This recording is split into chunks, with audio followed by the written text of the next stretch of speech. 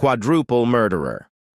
David Brinson is accused of strangling wife during overnight conjugal visit.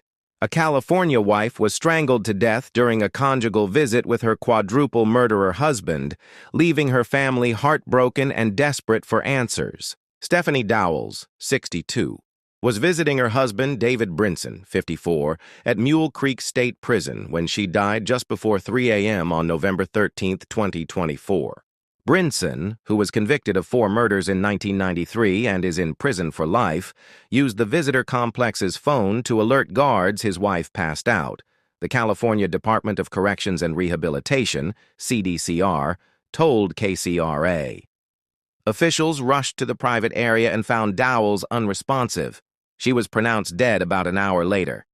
The Amador County Corner ruled her death a homicide and determined Dowells did not just pass out, she had been strangled. The CDCR is investigating the death, but Brinson has not been charged with anything related to the incident. Dowells' family, however, is certain Brinson is to blame and has called out the prison for putting the beloved hairstylist and small business owner in danger. "How could they just let this happen? I just don't get it," Dowells' son Armand Torres told KCRA.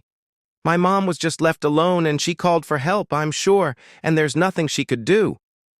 Given the history that this guy has, we kind of wanted to know how is it even possible for them to be unsupervised.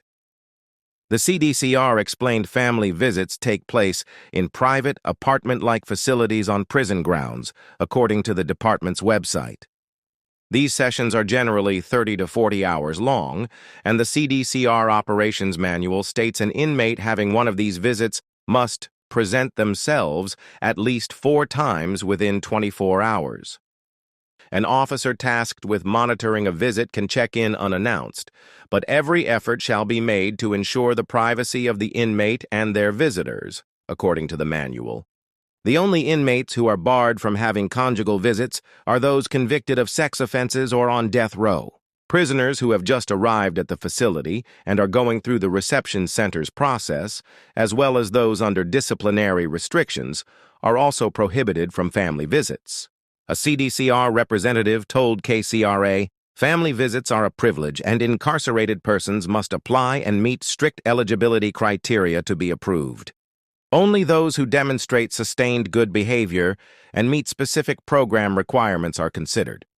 These visits are designed to support positive family connections and successful rehabilitation." Dowells' daughter-in-law, Natalie Jimenez, said Dowells, known by loved ones as Stevie, was trying to help her husband improve his life.